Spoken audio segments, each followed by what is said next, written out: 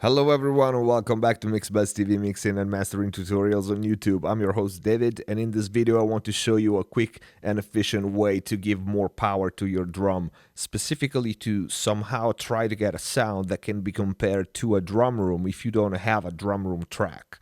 Or even if you have one, this can be added on top to give more density, more smack to your drums regardless. If you think about it, usually what we do with a drum room track, either mono or stereo, is to compress the shit out of it, occasionally distort it, and somehow band pass it. The problem is not everyone has a good sounding room to record drum in it, and bad rooms are useless. You can get away with closed mics in them, but getting a good roomy sound out of bad rooms never works. So it happens that sometimes I'm sent mixes to work on that don't have good sounding room tracks or don't have it at all. And I'm sure this happens to some of you too, whether you only mix like me or you record your own stuff. But even when I get good room tracks, I'm never completely satisfied if I'm working on any kind of rock or metal mix, because when I go to compress or saturate, usually cymbals get in the way. They start to sound bad, they overpower everything in the room track, and they become pretty much your ceiling for how dirty and nasty you can make your drum room track. While without them, you could squeeze kick and snare more. So I've been using this technique for ages, and it's nothing new. I'm sure many of you already know this technique and use it, but still some of you might not know it, and I don't really see this mentioned or done so often, so I thought this could make an interesting video. The concept is very simple. Send only your kick and snare tracks to a bus, compress and distort the crap out of it, and add a touch of reverb. I'm gonna show you what I used in this mix, but the specifics here are not that important. I'm happy to share with you all my settings and everything, but really you can do countless variations of this. Take the concept and experiment with it. So this is an almost finished mix I'm working on. One of the mixes I'm doing for the Rick Petrovich album. This one is called Soul Salvation. It's a cool tune. It's not released yet, so I'll keep all the vocals out. You'll only hear some effects, but it's not important. And also, as usual, I'm missing hardware. API 2500 on acoustic guitars. Actually, we'll make a video on that comparing the API 2500 hardware to the plugin. I'm missing the Drummer 1978 on drums, some hardware reverb on some things, and more. So the mix won't sound as intended, but it's gonna be okay for this video. As usual, when any of my mixes is released, you will find them in the SoundCloud page, link in the info box down below. So let's play a bit of the mix coming from the verse into the chorus, because our fake room tracks, let's call it that way, only comes in the choruses.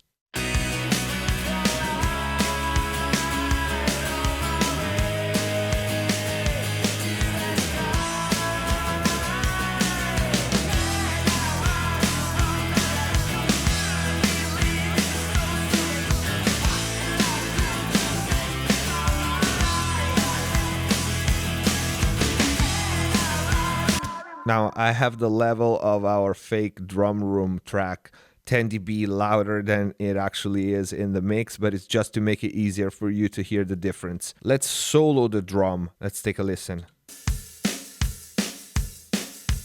Take a look here.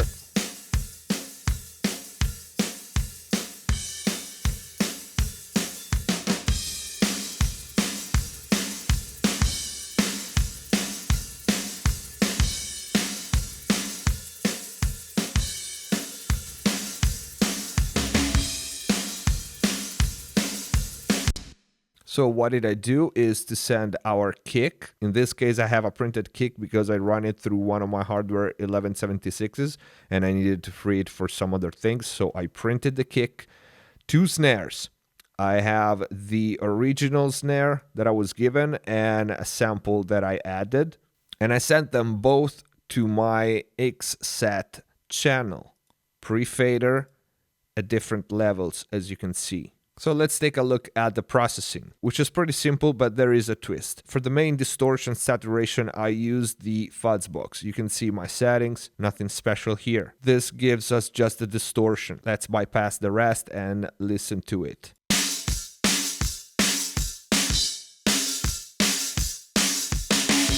Without it, there's only the dry kick and snare that I'm sending.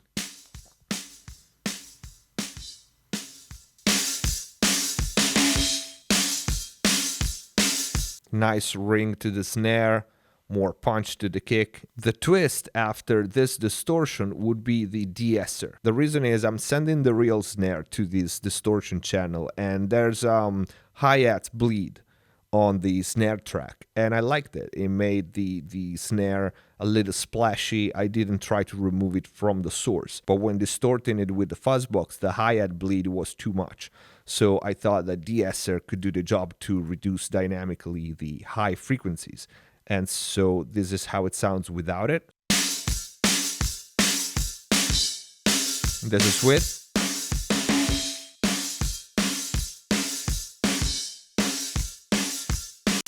And as you can hear, now it starts to sound a little bit like the tone of a good sounding room without the cymbals, because I'm sending just, kick and snare to it. And I know I'm doing a lot of gain reduction with the deesser, but this is proof, I would say, that you need to use your ears. I was trying to be subtle with the deesser, and I was moving the threshold lower and lower and lower, and I needed more. And I was looking at the deesser thinking, come on, son, you can't do all this gain reduction. But then, you know what? I closed my eyes and pulled the threshold down to where it sounded good. And when I opened my eyes, this is what it was doing, but it sounded great to me. So this is with. This would be without. If we put the drum in.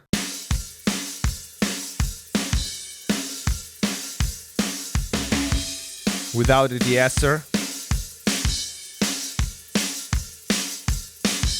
With the deesser, it's closer, I feel, to what reverb mic would sound, or a dark mic. And the last thing would be a touch of reverb. Pretty simple. I use the deverb stock from Pro Tools, and this is how it sounds.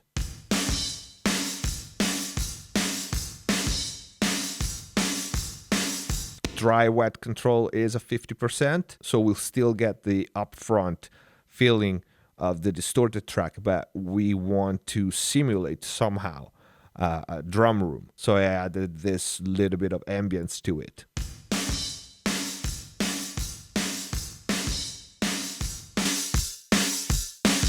Let's hear it with the drum.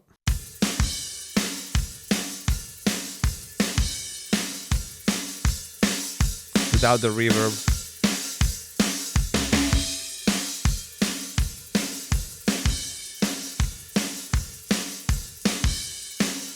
Let's hear the whole mix once again, focus on the drum sound, and take a look at this automation mute here.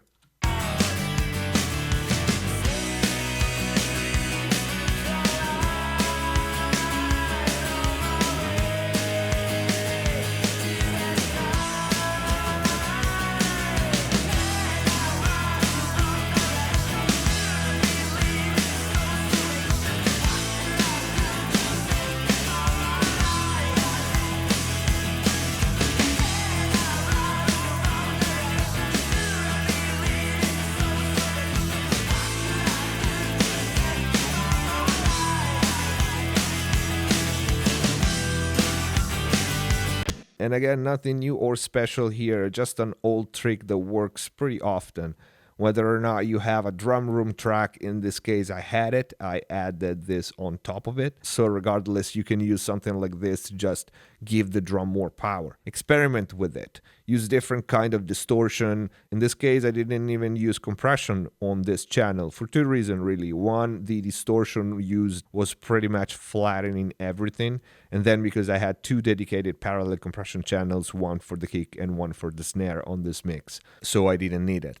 And that's a wrap. This is it for this video. I hope it was useful. I hope you liked it. If you did, please don't forget to click the like button. If you have any question, leave it in the comment down below. Join us on Facebook and Twitter to stay in touch with us, get all the news about the channel, upcoming videos and series, and access to exclusive content. If our videos are helping you in any way, please share them on blogs, forums, social media. Keep supporting MixBuzz TV. Subscribe if you haven't already, and see you next time.